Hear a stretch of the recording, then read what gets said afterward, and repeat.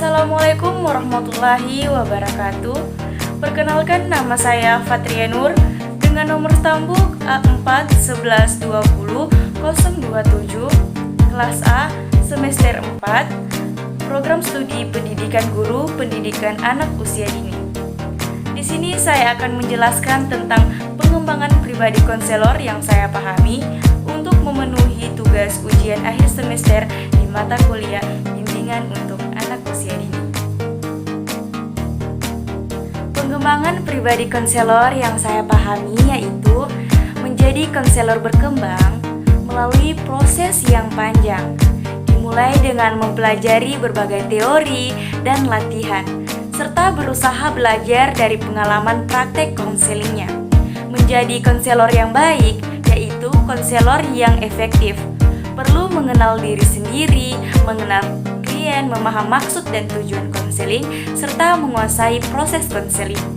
Kepribadian konselor merupakan intervensi utama, karena seseorang tidak akan dapat memberi bantuan tanpa memiliki kepribadian membantu.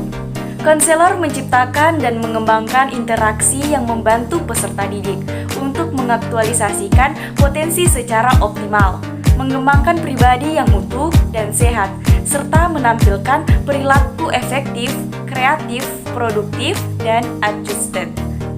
Nah, agar dapat memenuhi kebutuhan konseli, seorang konselor harus memiliki pemahaman tentang maksud dan tujuan proses konseling. Menjadi konselor yang efektif perlu mengetahui makna efektif dalam konseling. Menilai efektivitas konseling biasanya sangat subjektif dan mempunyai dua perspektif, yaitu perspektif konselor dan konseling. Keduanya dapat berbeda karena masing-masing mempunyai harapan yang berbeda. Seorang konselor yang efektif perlu memiliki pandangan atau pikiran yang jelas tentang maksud dan tujuan-tujuan konseling. Nah, jadi ada beberapa tujuan konseling, yaitu yang pertama, membantu konseling merasa baik, yang kedua, membantu konseling merasa percaya diri, dan yang ketiga, memperoleh keterampilan-keterampilan untuk menghadapi situasi pada saat ini dan di kemudian hari dalam cara-cara yang konstruktif. Konselor yang efektif adalah orang yang mampu mengintegrasikan keterampilan dan pengetahuan ilmiah ke dalam kehidupan mereka. Nah, kemudian agar harapan dan kebutuhan konseling dapat terpenuhi oleh konselor, maka pendekatan yang dapat dilakukan adalah pembahasan tujuan konseling secara terbuka. Atas dasar hasil pembahasan tersebut dilakukan penyusunan program konseling yang disepakati bersama oleh konselor dan konseling. Seorang konselor dituntut untuk bisa mengerti dan memahami kondisi psikologi konseling.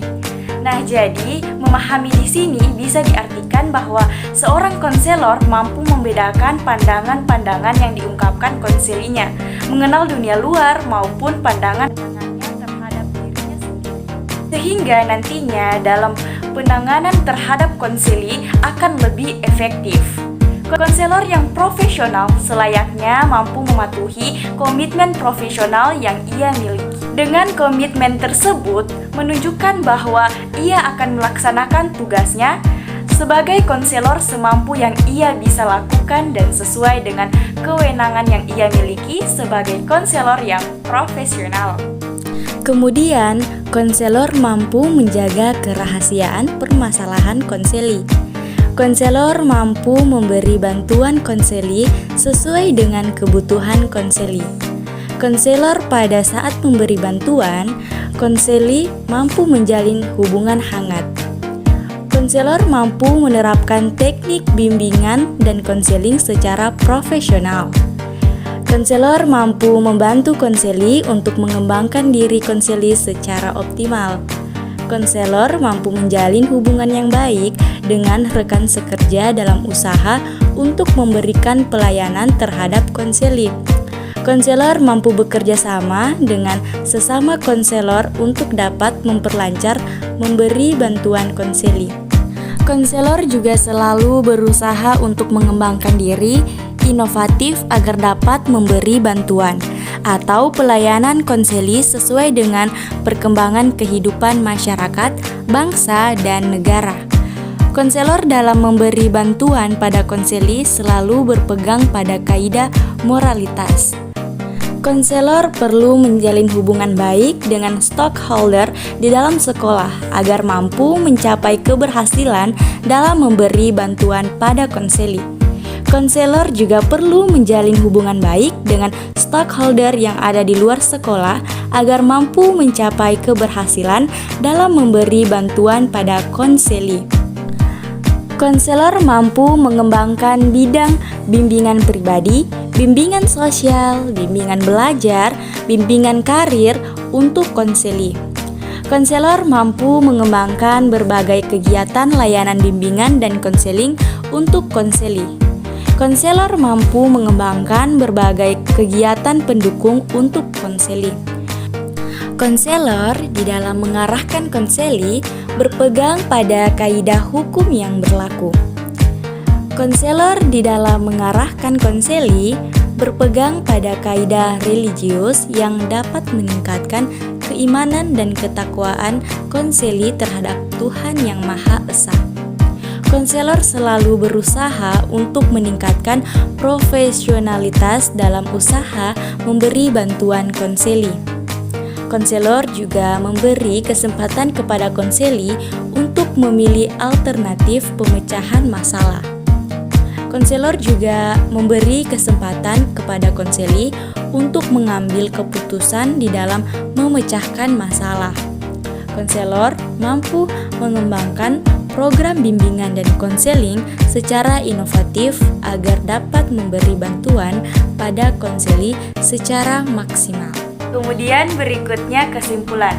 Adapun kesimpulannya yaitu kepribadian konselor adalah suatu hal yang sangat penting dalam konseling. Seorang konselor haruslah dewasa, ramah, dan bisa berempati. Mereka harus altruistik atau peduli pada kepentingan orang lain dan tidak mudah marah atau frustasi. Baik, itulah tadi penjelasan tentang pengembangan pribadi konselor yang saya pahami. Sekian dan terima kasih. Wassalamualaikum warahmatullahi wabarakatuh.